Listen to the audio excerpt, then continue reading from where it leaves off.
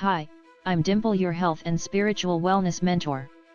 This message was generated fresh on January 9, 2026, 2030. Why you're exhausted all afternoon, it's your blood sugar. 2 p.m. hits and you're dead tired. It's not age. It's not caffeine. It's your blood sugar. It's 2:30 p.m. You had a full night's sleep. You had your morning coffee. You ate lunch.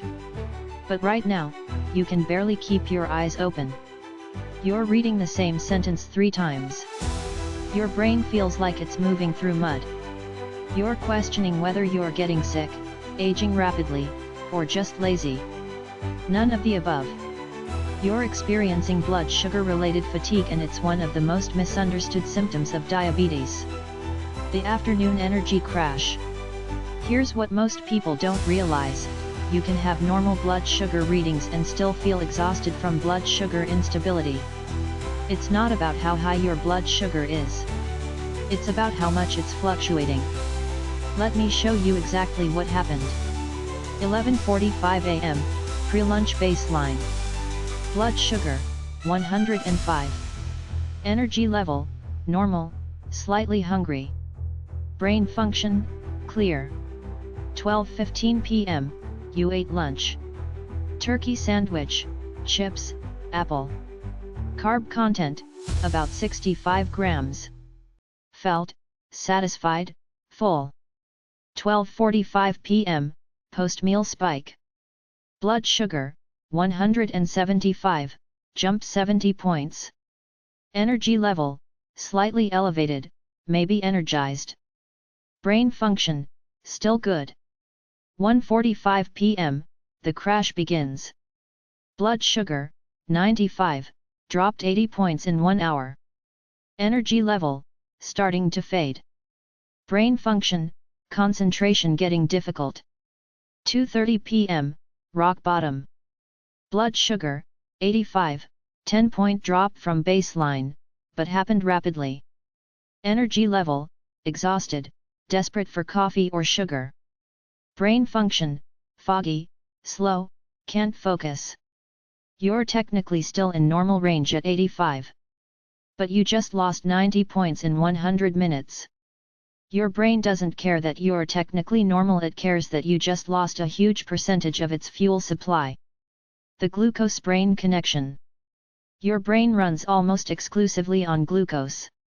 It consumes about 120 grams of glucose per day, 20% of your body's total energy, despite being only 2% of your body weight. When blood sugar drops rapidly, your brain perceives a fuel crisis.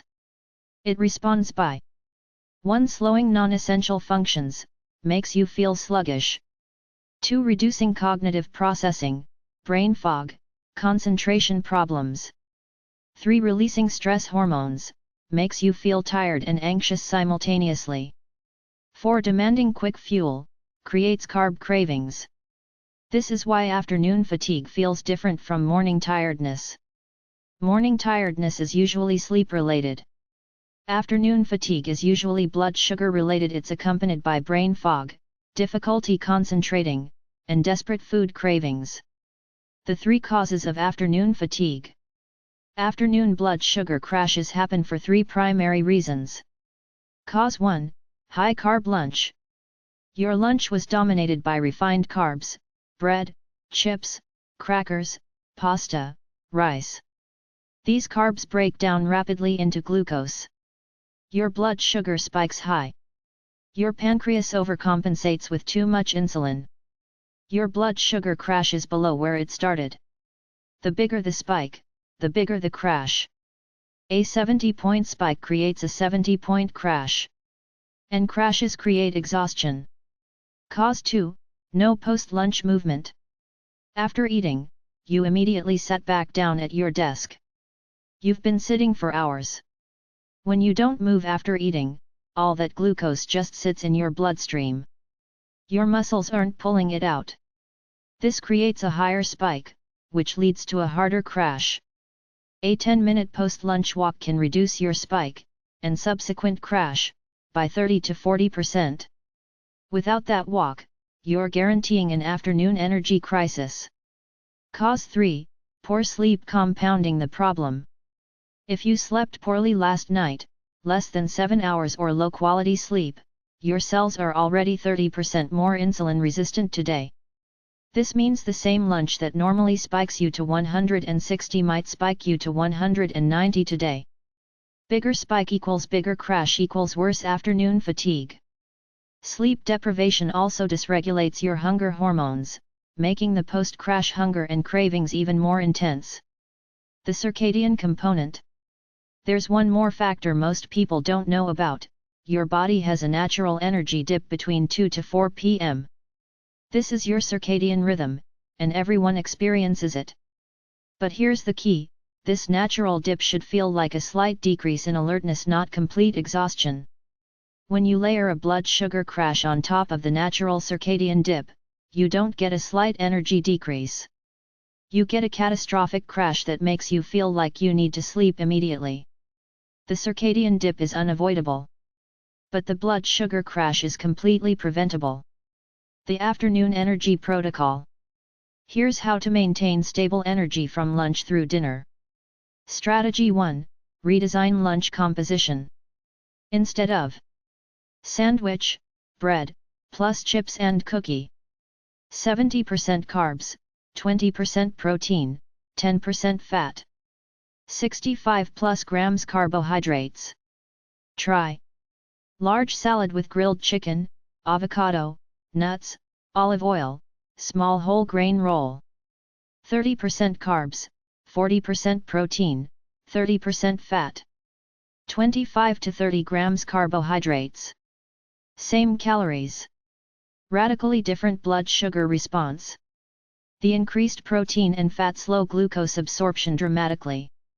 Instead of spiking to 175 and crashing to 85, you might peak at 135 and gently return to 105.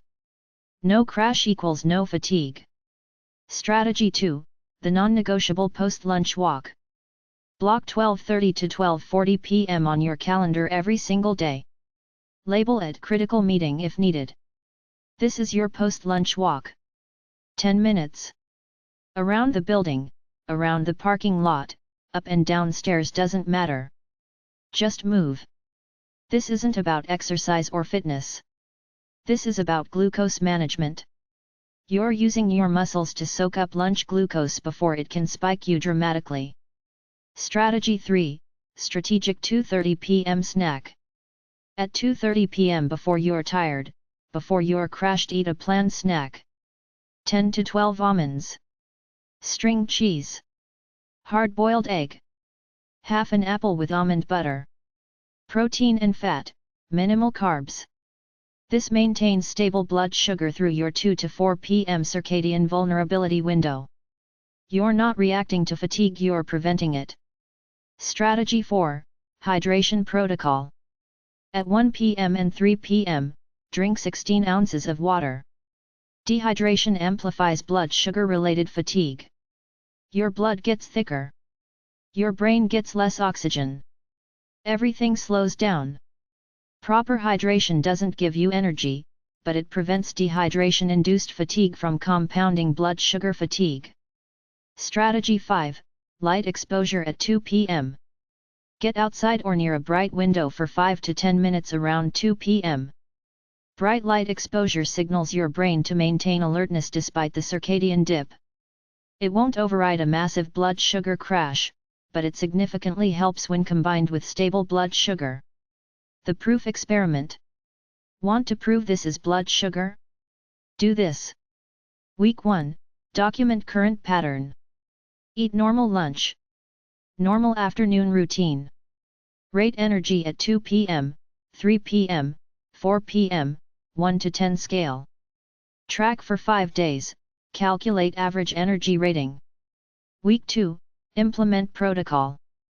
Protein balanced lunch, 40% protein, 30% fat, 30% carbs.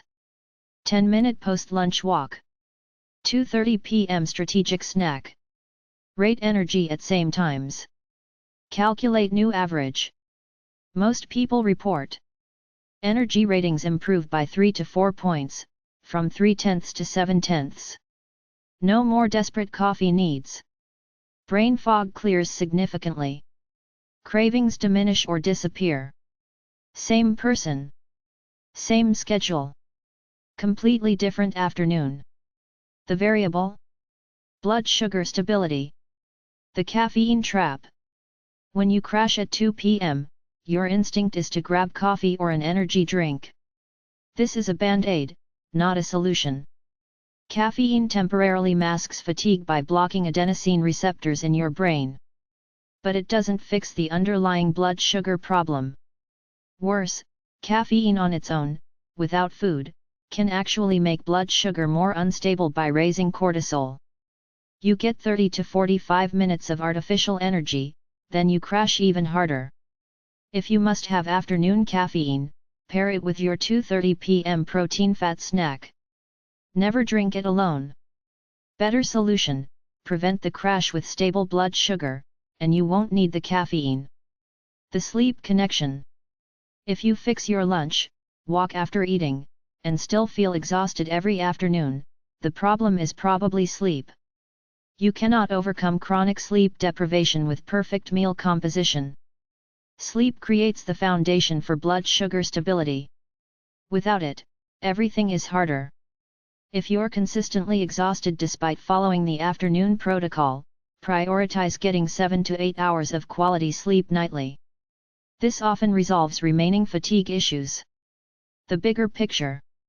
Afternoon fatigue isn't just annoying. It's a sign of blood sugar instability that, if left unchecked, accelerates diabetes progression. Every spike crash cycle increases insulin resistance slightly, stresses your pancreas, promotes inflammation, damages blood vessels. Fix the fatigue, and you're not just feeling better, you're actually slowing disease progression. The timeline. When you implement this protocol, days 1 to 2, you'll notice improved afternoon energy. Not perfect, but noticeably better. Days 3 to 5, your 2 to 4 p.m. period stops being dreaded. You're actually productive. Week 2, you stop watching the clock, anticipating the crash. It's just not happening anymore. Week 3 to 4, this becomes your new normal. You forgot what chronic afternoon exhaustion felt like. Conclusion. You're not lazy. You're not aging poorly. You're not lacking willpower. You're experiencing the